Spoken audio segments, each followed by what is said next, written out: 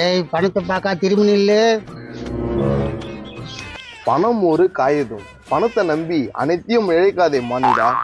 பணம் இல்லைன்னா ஒருத்த கூட மதிக்க மாட்டான் சாமி. நீ சொல்வது தவறு. இவர் இந்தியாவிலேயே பெரிய பணக்காரர். நம்புற மாதிரி தெரியல. நம்ம பெரிய பணக்கார இவரா? இவரோட கோடி கணக்கான சொத்தெல்லாம் ஏழை எளிய மக்களுக்கு எழுதி கொடுத்துட்டு என் கூட வந்துட்டாரு. நம்புவாங்களா? நீ கம்முன்னு நம்புவாங்க. விளக்கு தெரியாத ஆளாக்குறியா பண்ணி மொத்த சொத்து ஏற்றிட்டா இப்படி?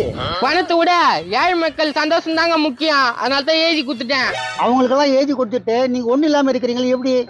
காசு பணம் ஒண்ணு இல்லைன்னா கூட மக்கள் வாழ்த்துறாங்களே, அது போதாதா? மக்கள் வாழ்த்துறாங்களா? அந்த வாழ்த்தை வச்சு என்ன பண்ண போற? சாமி நல்லா புரியுற மாதிரி சொல்லு சாமி அவருக்கு. நீங்க போய் சேர்ந்தீங்கன்னா சொர்க்கத்துல இடம் கிடைக்கும். எல்லா பொண்ணுங்களும் கை அழுத்தம் கால் அழுத்தம், ஏசி ரூம், ஜாலியா இருக்கலாம். உண்மையா சொல்றீங்க? சத்தியமான உண்மை, இதுல பொய்யே இல்ல. நான் ஒரு 500 ரூபாய் தானம் பண்ணா